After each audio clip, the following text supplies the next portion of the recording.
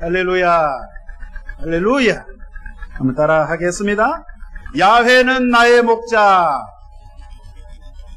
야훼는, 여호와 하나님은 나의 목자. 이런 제목으로 시편 23편 1절로 4절 말씀 근거해서 함께 은혜 나누도록 하겠습니다. 이 땅에 사람들이 많이 있는데 시를 쓰는 사람, 시인들에게 시를 왜 쓰십니까? 물어보면 시를 쓰는 사람들의 답변이 천차만별이에요.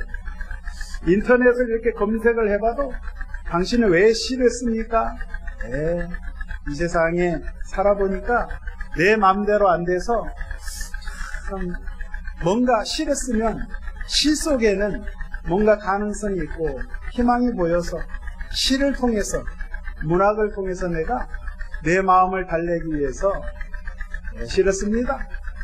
어떤 사람은 사랑을 노래하고 또 이별을 노래하고 전쟁을 또 이야기하고 많은 것이 있지만 오늘 저와 함께 봉독한 이 시편, 이 구약의 시편은 1편부터 150편까지 있습니다. 이 시편은 사람을 노래하는 것이 아니라 지금도 이 시간 시퍼렇게 살아계신 하나님을 찬양하는 걸로 믿습니다. 하나님을 찬양하고 하나님을 노래하는 그 찬양집을 모아놓은 게 시편인데, 이 시편 가운데 다윗이라는 성군 다윗이 쓴 시가 굉장히 많아요.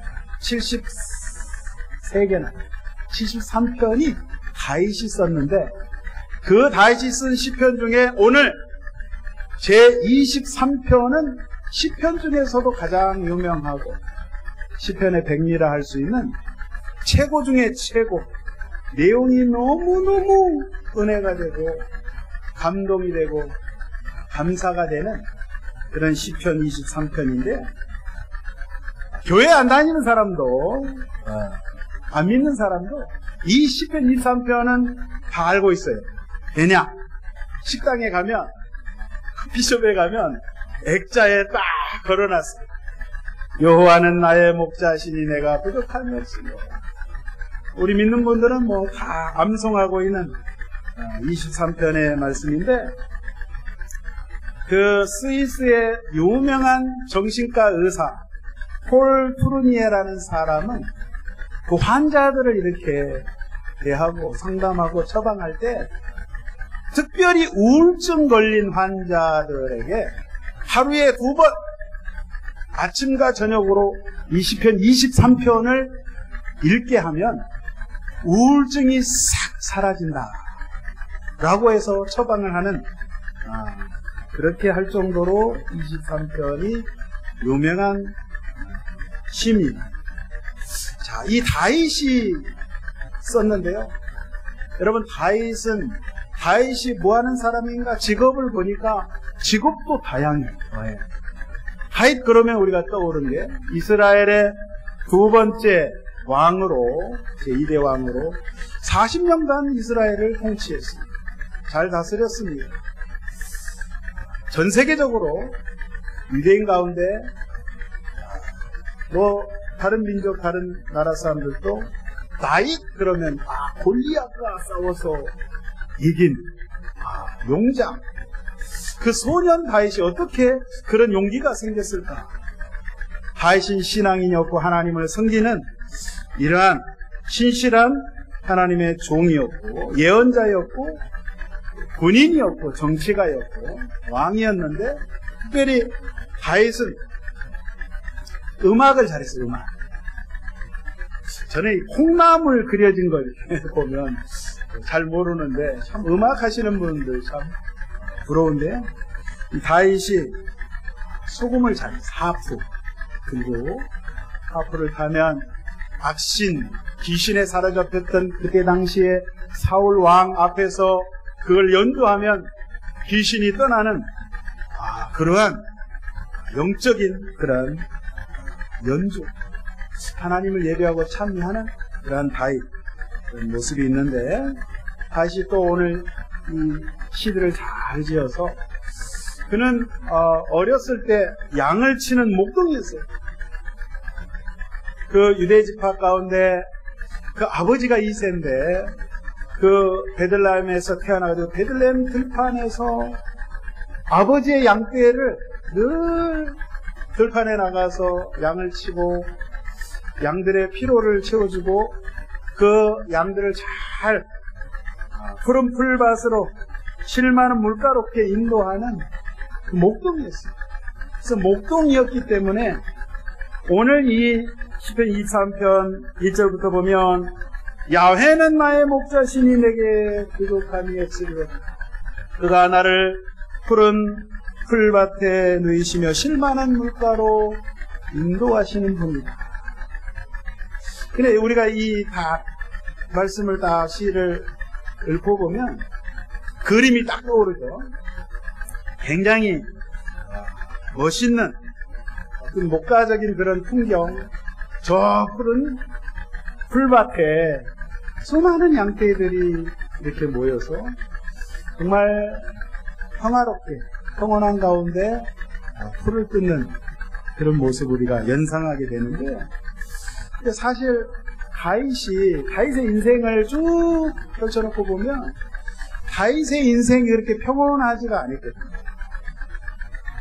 그의 인생은 정말 파란만장한 삶을 살았어요. 그가 장성에서 그 전쟁터에서 블레셋과 특별히 골리앗과의 싸움에서 대승을 거둔 다음에 인기가 정말 하늘을 솟은 거죠. 사울 왕도 부들부들 떨어서 그 거인 골리앗 앞에 감히 나가지도 못하고, 그렇게 이스라엘의 군대가 이스라엘 백성들이 다 두려움을 떨고 있었을 때 소년 다윗은 하나님의 말씀을 의지해서 나갔을 때에 단지 불과 짱돌 몇 개 날렸는데 그냥 정풍으로 골리앗의 이마를 맞춰서 그 순간에 한순간으로 그렇게 승리를 거뒀던 그 다윗인데, 그때로부터 다윗은 승승장구하게 됐어요. 인기가 높아졌어요. 사울이 죽인 자는 천천히요 다윗은 만만이로다. 백성들이 막 따르는 거예요. 백성들이 정말 최고의 그러한 팬으로 인기가 있었는데, 그 시간부터 다윗의 인생은 이제 정말 힘든 인생 되게 되었어요. 사울왕이 시기하고 질투하고 자기 왕의 자리를 뺏길까봐 전전긍긍하고, 저 다윗이란 저자가 내 자리를 노리는 거 아닌가 늘 불안해서 어떻게든지 다윗을 죽이기 위해서 기회를 보고 사람을 붙이고 미행을 하게 하고, 이렇게 정말 도망자의 신세로 정말 많은 시간을 다윗이 그렇게 살았고, 나중에 때가 되어서 그가 이스라엘의 2대 왕이 되었을 때도 참 왕이 되었으면 이제 세상적으로 무엇으로 보나 다 성공한 건데, 그가 방심한 사이에 반란이 일어났죠. 그의 아들 압살롬이 그를 죽이려고 군대를 일으켜서 쳐들어오는데, 그 예루살렘 궁궐을 버리고 기동 골짜기를 거쳐서 신하들과 함께 그 어두운 밤에 도망을 가니 얼마나 비참합니까? 얼마나 비극입니까? 정말 고통스러워요. 다윗의 삶이 이런 삶인 거예요. 이런 삶인데, 이런 삶 가운데 오늘 하나님은 나의 목자가 되신다. 내 인생에 나를 이끄실 목자가 되신다라고 오늘 표현하고 있습니다. 오늘 여기 보니까 야훼 하나님은 나의 목자. 그래서 목자라는 단어를 우리가 생각할 때에 하나님께서 이스라엘 백성을 향하여 너희는 나의 백성이고 내가 기르는 양이다, 이렇게 표현하셨어요. 말씀하셨어요. 여러분, 그 양들이 사는 초지, 초원, 목소리를 한번 생각을 해보시자고요. 오늘 이 그림을 연상시키는 이 푸른 초원에 정말 시내가 흐르고 그 마실 물이 풍성한 그 물가까지 또한 목자가 인도하는데, 이 뉴질랜드나 제가 중국에 선교했을 때 내몽고 지역이나 외몽고, 지금 몽골공화국이죠. 거기에 가면 그렇게 정말 오늘 이 그림처럼 평온할 수가 없는 거예요. 양도 무지무지하게 많아요. 뉴질랜드는 사람보다도 양이 많습니다. 미국도 대평원에 여러분 목초지가 얼마나 좋은지, 정말 대기업, 기업형 목장을 그렇게 경영하는 곳들이 많이 있는데, 근데 여러분 그렇게 우리가 생각을 해요, 이 말씀을 볼 때. 그러나 다윗 시대 때, 다윗이 오늘 여기 목자 되신 주님을 이야기할 때 그 초지는, 목초지는 그런 목초지가 전혀 없어요. 지금도 이스라엘 땅은 이런 푸른 풀밭을 볼 수가 없어요.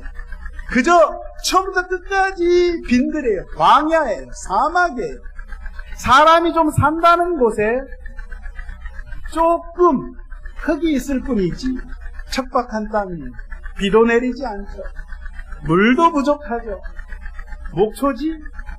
아닙니다. 다 돌산이고 돌 언덕에, 이스라엘 가시면 산이 있어요. 산. 구릉지역이고 산인데 멀리서 보면 산에 이렇게 줄이, 이렇게 허연 줄들이 이렇게 서져 있습니다.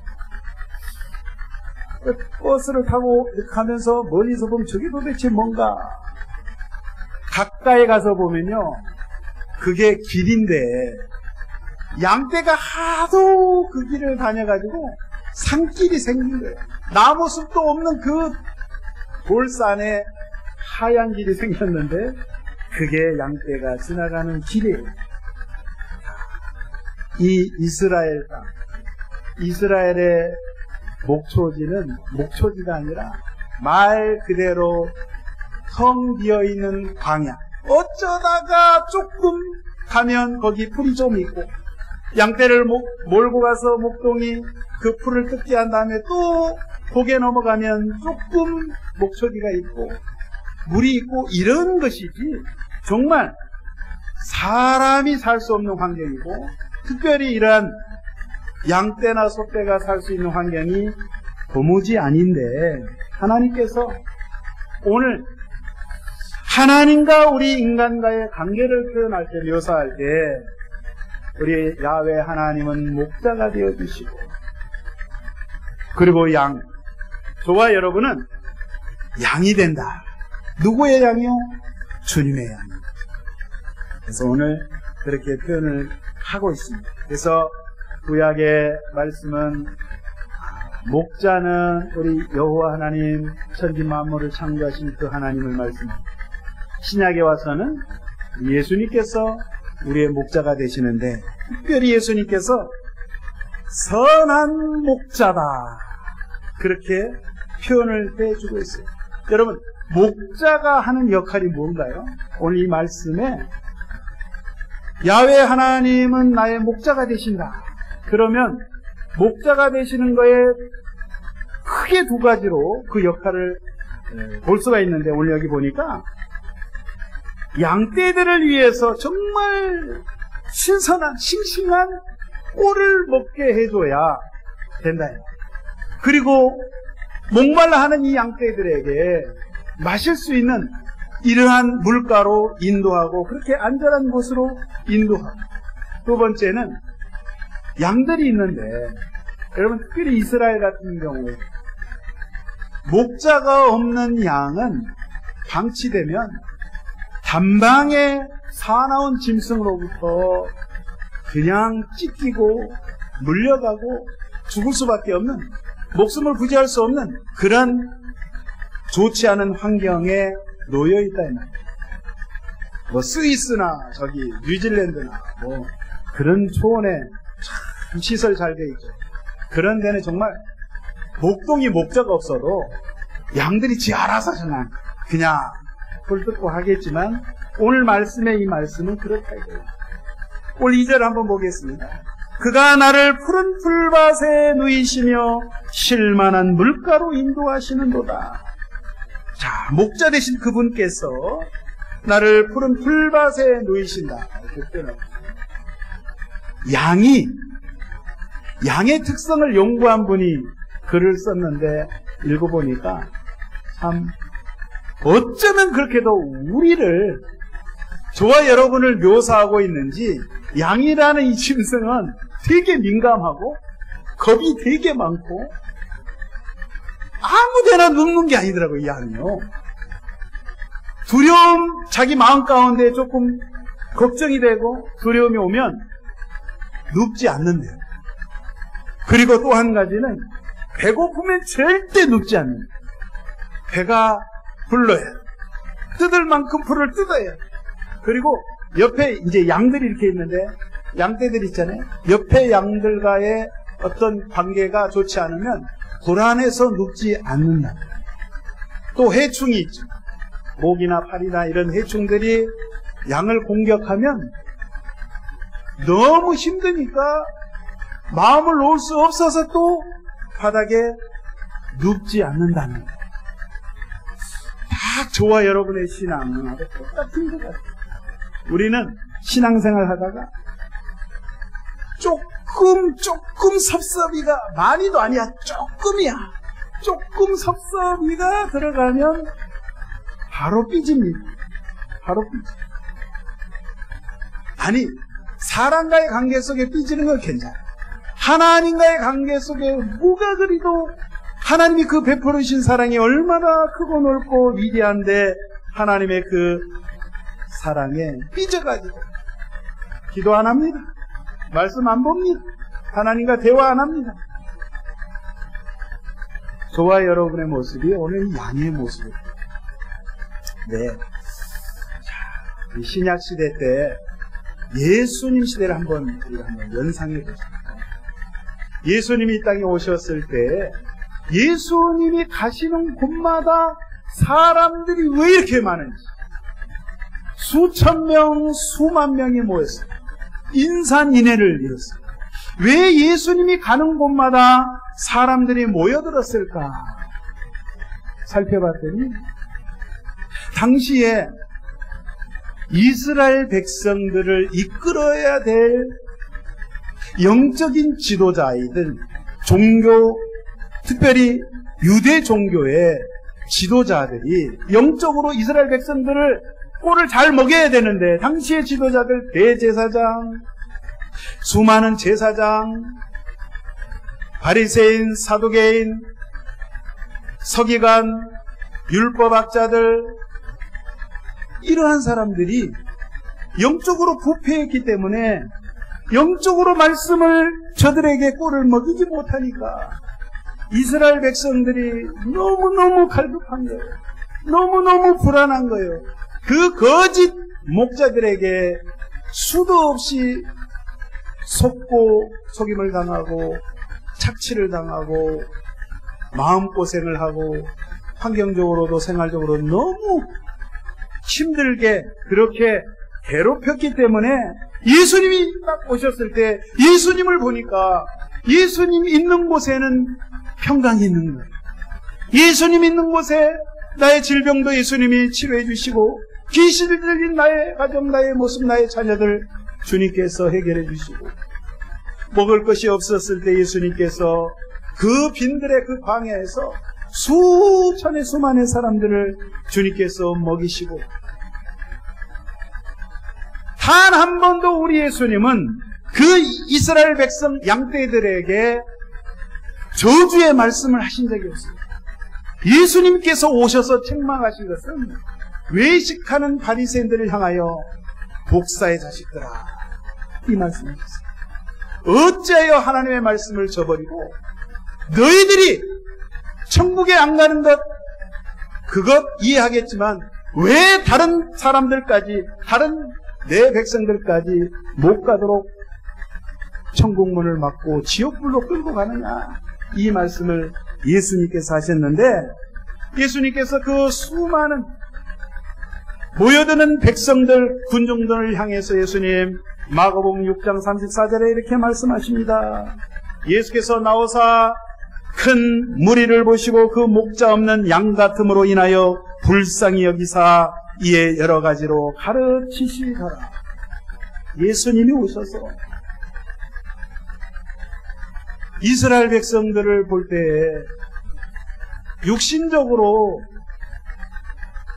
음식을 못 먹어서가 아니라 영적으로 말씀이 없는 가운데 예루살렘 성전은 하나님의 말씀, 하나님의 임재가 떠난 곳이라 아무리 종교적으로 하나님 앞에 희생의 동물을, 소와 양을 수천내 수만의 그러한 제사를 하나님 앞에 드린다 한들 하나님이 받으시지 않기 때문에 너무너무도 심령이 메말라 있었던 그 시대 가운데 예수님 오셔서 이스라엘 백성들에게, 군중들에게 너무너무 불쌍하다.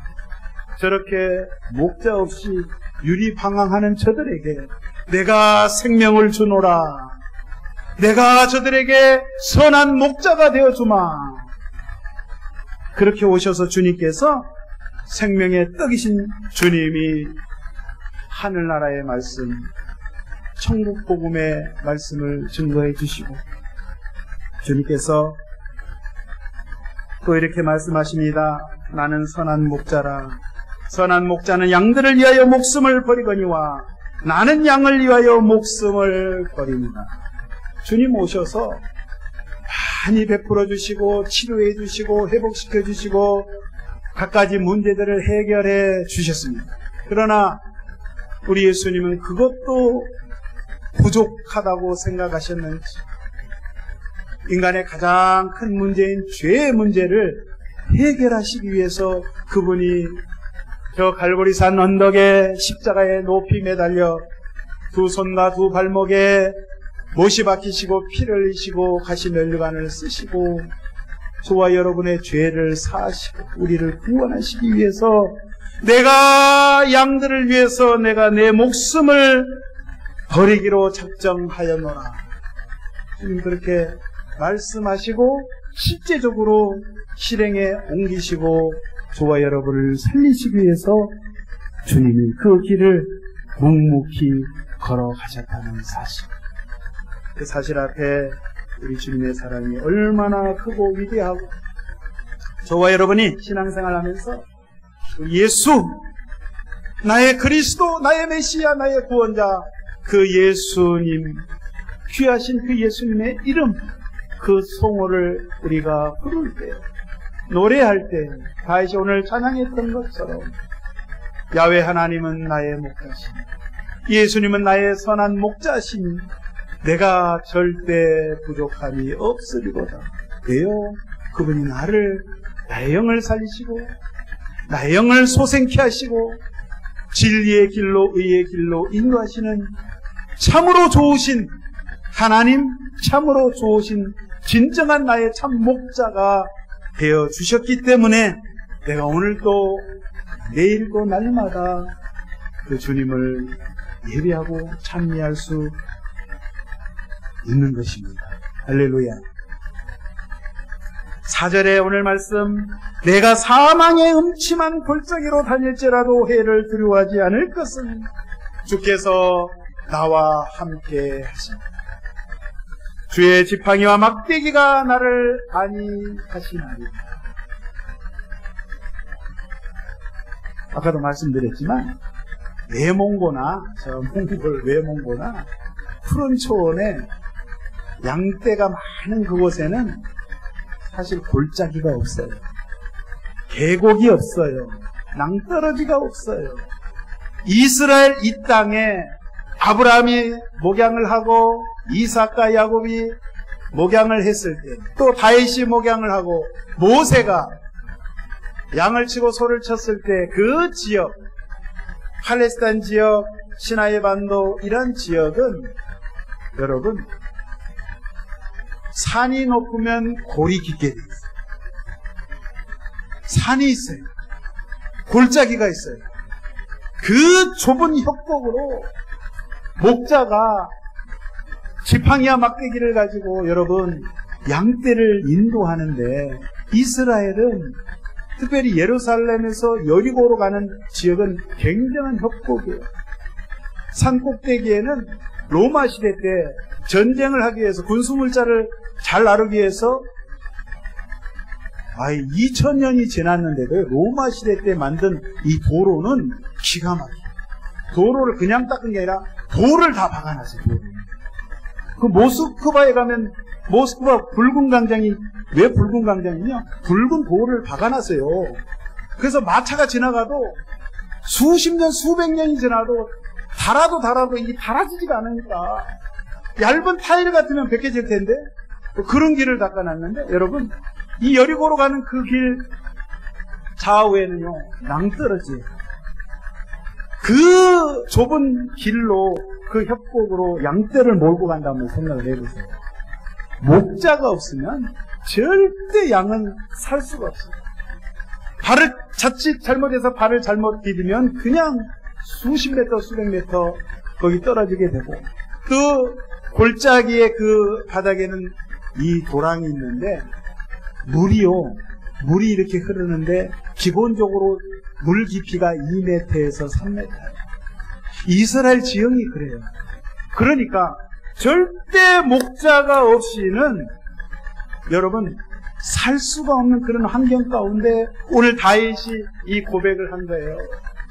우리 인생 가운데 사망의 골짜기, 사망의 그러한 계곡을, 협곡을 우리가 지난다 하더라도 주님께서는 나의 목자가 되어주셨어요. 나를 주님의 능력의 발로 붙잡아 주신다. 할렐루야. 칠흑같이 어두운 인생 길 걸어갈 때 우리 예수님이 등불이 되어주셨어요. 행여 발을 헛디딜세라.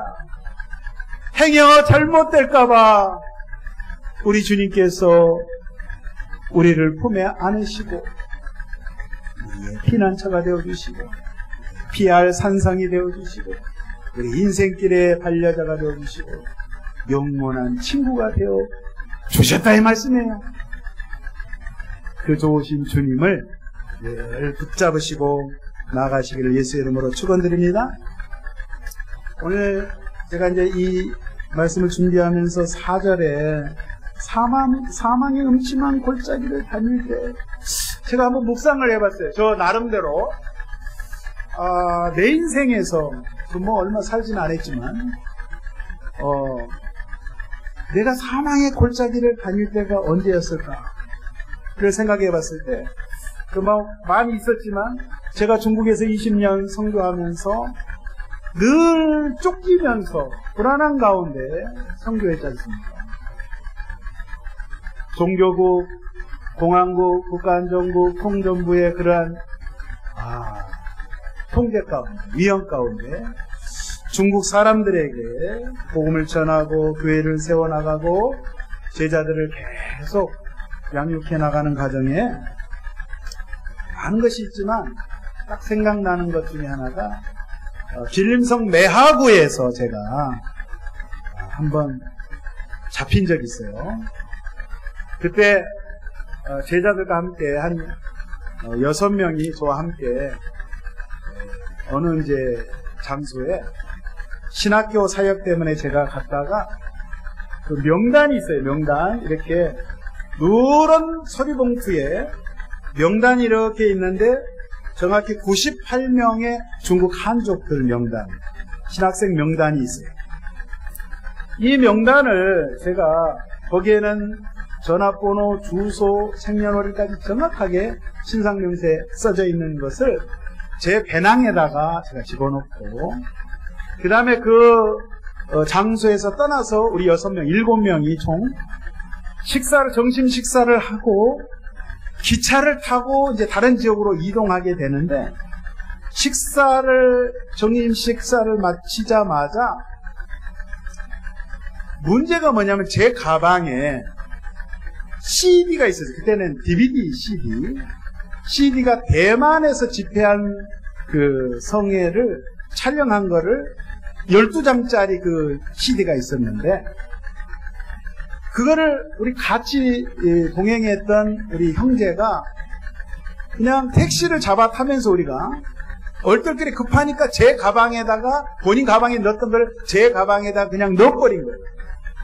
그러니까 그걸 모르고 지금 택시에서 내려서 지금 기차를 타려고 기차역전에 다 이제 중국은 무조건 모든 사람이 신분증 검사를 하고 표 검사를 하고 징 검사를 반드시 합니다. 그래서 콘베이에 이렇게 엑스레이를 통과를 하는데 다른 사람 가방은 다 통과됐는데 제 가방이 딱 걸린 거예요. 그 제 가방이 딱 걸렸는데 제가 아니 내가 걸릴 수 있는 게 그 화면에 그때 화면에 나올 수 있는 게 없는데 제 가방에 뭐가 들었다는 거예요. 그래서 저 가방 누구 거냐니까 제가 제 거라고 공안이 묻는 거예요. 그래서 내 거라니까 갑자기 저 팔을 꺾으면서 두 사람이 공안이 저를 땅바닥에다가 내팽개치면서 이 꺾더라고요. 그러면서 하는 이야기가 이 가방에 CD가 들어있다는 거예요. 근데 왜 그 경찰들이 중국 경찰들이 CD에 집중하냐면 그때 당시에 여러분 이 지역은 모르겠는데 서울시청이나 이렇게 가면 중국에 이제 파릉공이라고 있어요. 법륜공. 중국에서 기수련하는 불교는 아닌데 불교에서도 2단 취급하는 교주가 리홍즈라는 교주가 정치활동을 하는 거예요. 중국에 그때 당시에 강택민 주석이 있었을 때 조사를 해보니까 이 법륜공 신자들의 숫자가 1억이 넘었어요. 몇 명이요? 1억. 공산당이 그때 당시에 6천 몇백만인데 지금은 거의 9천만 넘었거든요. 공산당 숫자보다 많은 거예요. 이 신주. 그래서 겁을 중국 정부에서 먹어가지고 이 파룬공 신자들을 다 잡아들여라. 왜? 이 사람들의 목표가 공산당을 뒤집어 엎고 새로운 정부를 세우는 것이 그들의 목표이기 때문에 중국 정부 입장에서는 이 파룬공에 대해서는 기독교가 문제가 아니에요. 기독교 선교사를 잡다가도 이쪽에 법륜공 신자들이 집회를 한다 그러면 놔두고 법륜공 신자들을 잡을 정도로 그런 분위기였을 때 저희들이 이제 그 기차 역전에 가게 된 거죠. 갔는데 이 가방에 CD가 있잖아요. 근데 CD를 꺼내는데 여러분 제가 이제 처음에 이렇게 가방을 열는데 분명히 CD가 없는데 왜 CD가 있다 그럴까 했는데 제가 이제 머뭇머뭇거리면서 있는데 그 공안이 뭘 하나 쫙 빼는 거예요. 아까 이야기했던 신학생들 98명의 명단이 접혀있는 노란 서류 봉투를 딱 한 손에 듣는데 저의 마음은 이 서류 봉투를 뺏겨버리면 발각되면 이 신학생들이 지하신학교거든요. 중국 정부의 허락을 맡은 게 아니라 비밀리에 저희들이 중국 사람들을 말씀을 가르치고 양육하는 이 신학교의 신학교 명단이기 때문에 뺏기면 절대 큰일 나는 거예요. 근데 저의 온 마음은 거기에 있는데 이 사람들의 마음은 한 손으로 이 공안이 서류봉투를 들고 아니 그거 말고 그 안에 그 CD가 있다 이 말이야 하면서 자기들끼리 막 이야기하는 거예요. 그 CD를 딱 꺼내면서 딱 보니까 거기에 대만성의 집회에 딱 나오는 거예요. 그 저한테 묻는 거예요. 근데 말은 니 깐썸하다. 너 뭐 하는 사람이야. 그래서 제가 그 상황에서도 저는 기독교인이다. 나는 기독교인이다. 나 파룬공 아니다. 법륜공이 문제가 있지 기독교는 문제 있지 않느냐. 근데 그 이야기를 하는데 5명의 공안이 그 이야기를 하는 거예요. 자기들끼리 대화를 하는 거예요. 야야야 그 기독교는 문제 없어. 파룬공이 문제지. 그 기독교 자료구만. 아이 그냥 놔줘. 보내. 저 사람 문제 없어. 그래가지고 제가 훈련한 적이 있어요. 할렐루야. 여러분 제가 그 상황에 딱 잡혔을 때 내가 중국 선교는 여기까지인가? 여기서 나는 끝나나? 저만의 문제가 아니라 그 명단이 만약에 발각이 되면 그 많은 사람들이 맡고 있는 교회 그 신학생들 벌금 물게 되고 조사받게 되고 감옥에 가게 되고 또 복잡한 일이 많이 생기게 됩니다. 교회 문을 닫게 되고. 근데 그거를 뺏기지 않고 제가 그 가운데 하나님 앞에 20편, 23편을 속으로 제가 암송한 이 말씀을 주여 약속하지 않았습니까? 다윗을 통해서 내가 사망의 음침한 골짜기를 갈지라도 해를 두려워하지 않을 것은 주께서 나와 함께 하시고 나를 보호하시고 나를 지켜주시는 그 주님 아니십니까? 사나운 승냥이가 이리와 늑대가 곰이 나를 공격할 때 주님께서 막대기로 물리친다고 약속하지 않았습니까? 그 주님, 나의 목자 되신 그 주님, 선한 목자 되신 그 주님, 나의 주님 것을 내가 믿습니다.